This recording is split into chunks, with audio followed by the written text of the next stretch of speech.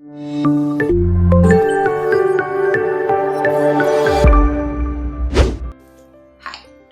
my name is Rebecca Rose Moody. I'm the author of The House the Storm Built, available from City Limits Publishing, and I'm here in my son's bedroom to show you some of our favorite kids' books in this shelfie.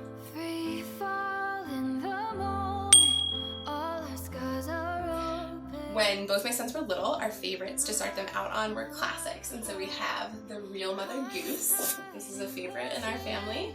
And another is Beatrix Potter. This is a collection of all of the stories, and they're some of our favorites to read with our kids. We also have the classic fairy tales, which this is a beautiful edition illustrated by Scott Gustafson, and I also just love the text of his stories. And of course, when they're a little bit older, Frog and Toad. These stories are so sweet and funny, and they can make me laugh and cry. As the kids have gotten older, we love focusing on books with some socio-emotional lessons in them, and one of our favorites, because we have two boys, is Big Boys Cry by John T. Howley.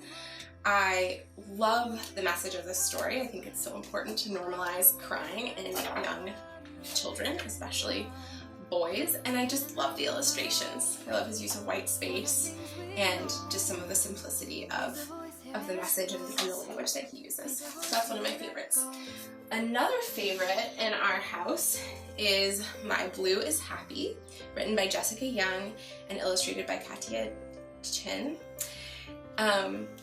This story I've read probably too many times, so much so that my youngest son now thinks that the color blue is like my blue is happy, as in like I want to wear my blue is happy t-shirt.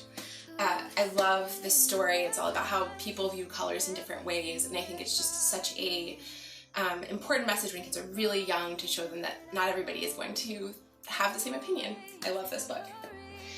Another one that I love is The Bog Baby, written by Jean Willis and illustrated by Gwen Milward. And this story is so sweet. It's about some girls who find a bog baby in their woods and keep it hidden and try and raise it as a pet, and it doesn't survive because it needs to go back to the wild. And I love it, and I can't get through without crying. Like, I think it's kind of irritating how much I cry when I read this story. And then as we have a 7-year-old now, so we've gotten to branch out and read some really fun chapter books. We love Alvin Poe.